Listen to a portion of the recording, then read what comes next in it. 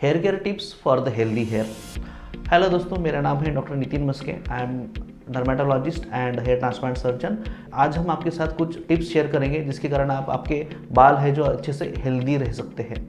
सबसे पहले जब भी आप आपके बाल वॉश करते हो तो हमें ध्यान रखना है कि बालों को शैम्पू से वॉश करना चाहिए। जो शैम्पू है वो ज़्यादा केमिकल ट्रीटेड ना हो, कम से कम ब्लैंड शैम्पू हमें यूज़ करना चाहिए। अगर आपको डैंड्रफ है या इचिंग है तो आपको एंटी डैंड्रफ शैम्पू यूज़ करना चाहिए। शैम्पू करते समय जब भी हम पानी लेते हैं तो वो पानी ज़्यादा हॉट नहीं होना चाहिए और ज़्यादा कोल्ड भी नहीं होना चाहिए। ल्यूकवार्म वाटर से हमें हमारे बाल अच्छे से वॉश करने चाहिए और उसके साथ शैम्पू करने के बाद एवरी टाइम हमें कंडीशनर यूज़ करना चाहिए।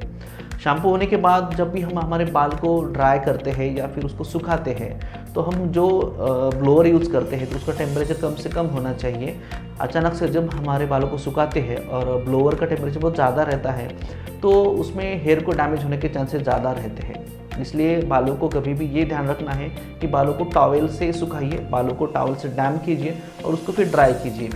अगर आपके बाल स्ट्रेट है तो आपको ध्यान रखना है कि पहले आपको आपके बालों को ड्राई करना है। ड्राई करने के बाद वाइट टूथ कोम यूज़ करना है और उसके बाद हमें हमारे बालों को कोम करना है। अगर आपके लग रहा है कि आपके बाल थोड़े से कर्ली है, उसमें ज़्यादा टैंगलिंग है, तो पहले आपको थोड़ा सा बालों को वेट रखना है और उसके साथ आपको वाइट टूथ कोम यूज़ करना चाहिए और जिसके कारण आप अच्छे से हमारे बालों को कोम कर सकते हैं।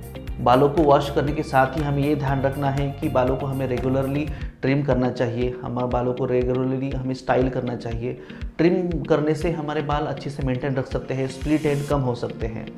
बालों को हम रेगुलरली कोकोनट ऑयल से मसाज कर सकते हैं, लेकिन हमें कोकोनट ऑयल उसके शाफ्ट्स पे लगाना है, ना कि हमारे बालों के जड़ों के ऊपर। हफ्ते में एक बार नहाने से पहले हमें कोकोनट ऑयल से मसाज कर सकते हैं, जिसके कारण बालों को जड़ों को अच्छे से न्यूट्रिशन मिल सकता है और वहाँ का ब्लड फ्लो भी अच्छे से मेंटेन रख सकता है। हम बालों को जो भी कॉस्मेटिक प्रोसीजर्स करते हैं जैसे कि स्ट्रेटनिंग है, कर्लिंग है, उसे हमें मिनिमाइज़ करना होगा। महीने में एक बार इट्स इनफ। ज़्यादा से ज़्यादा अगर हम ये प्रोसीजर करेंगे तो हमारे बालों को वो और डैमेज करने के चांसेस ज़्यादा रहते हैं। इसी के साथ कुछ डाइट में भी आपको कुछ ध्यान रखना होगा, जैसे कि इरेटेड ड्रिंक्स है, जंक फूड्स है, वो हमें कम से कम लेना चाहिए। ट्रेस एलिमेंट्स है, मिनरल्स है, वो हमें डाइट में बढ़ाना चाहिए। उसी के साथ हमें डाइट में हेल्दी डाइट लेना होगा, जैसे कि प्रोटीन रिच डाइट है, स्प्राउट्स है, विटामिन्स है, ये सब अच्छे से अगर मेंटेन रखोगे। ग्रीन लीफी वेजिटेबल्स लेना चाहिए, फ्रेश फ्रूट्स खाना चाहिए। ये अगर अच्छे से मेंटेन रखेंगे तो हम हमारे हेयर को अच्छे से हेल्दी डाइट देंगे तो हेयर अच्छे से मेंटेन रख सकते हैं। जब भी हम बाहर जाते हैं या फिर हम जब भी टू व्हीलर यूज़ करते हैं, स्कूटर यूज़ करते हैं, तो हमें ये ध्यान रखना चाहिए कि हमारे बालों को हमें अच्छे से प्रोटेक्ट करने के लिए हेलमेट यूज़ करना चाहिए। हेलमेट हमारे लिए बाकी प्रोटेक्शन भी देगा और हमारे बालों को एनवायरनमेंट की धूल है, मिट्टी है, उससे भी हमें प्रोटेक्शन देगा। अगर आपको लग रहा है कि मेरे बालों में बहुत ज़्यादा थिनिंग है और मुझे कुछ बाल्ड स्पॉट भी दिखाई देने लगे हैं, मतलब आपको हेयर जो है हमारे थिन होने लगे हैं, उसके लिए आपको नज़दीकी डर्मेटोलॉजिस्ट को दिखाना होगा।